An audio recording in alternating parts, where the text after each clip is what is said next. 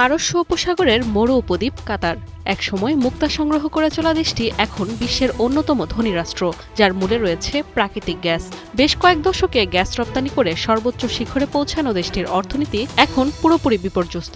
Iran যুদ্ধে gas ক্ষেত্রে ভয়াবহ হামলা ও হরমুজ দিয়ে রপ্তানি বন্ধে এমন পরিস্থিতি।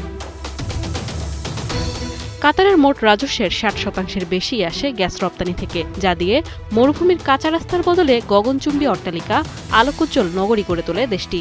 আয়োজন করে বিশ্বের সবচেয়ে ব্যয়বহুল বিশ্বকাপ, আসে শত শত বিলিয়ন ডলারের বিনিয়োগ। কিন্তু ইরান যুদ্ধ কাতারের সমৃদ্ধির দুয়ার যেন আচমকায় বন্ধ করে দেয়। গেল ২ মাস ধরে গ্যাস রপ্তানি শূন্যের কোটায়। পাশাপাশি হরমুজে অচলাবস্থায় হচ্ছে না প্রয়োজনীয় খাদ্য আমদানিও। প্রয়োজনীয় খাদ্যের ৯০% আমদানি নির্ভর হওয়ায় বিকল্প উপায়ে সংগ্রহ করছে তারা। অত্যন্ত ব্যয়বহুল আকাশপথ ব্যবহার করে ইউরোপ থেকে ফলমূল ও যুক্তরাষ্ট্র থেকে আনছে প্রয়োজনীয় শস্য। এতে দেখা দিয়েছে তীব্র মূল্যস্ফীতির শঙ্কা। তবে সরকারের ভর্তুকির কারণে দাম বেড়েছে ৫ থেকে ১০%। ধস নেমেছে পর্যটন খাতেও। একসময়ের জমজমাট হোটেল ও বিলাসবহুল রিসোর্টে এখন শুনশান নীরবতা। তথ্য বলছে, ইরান যুদ্ধের কারণে পর্যটন খাত থেকে প্রতিদিন $৬০ কোটি রাজস্ব হারাচ্ছে মধ্যপ্রাচ্য।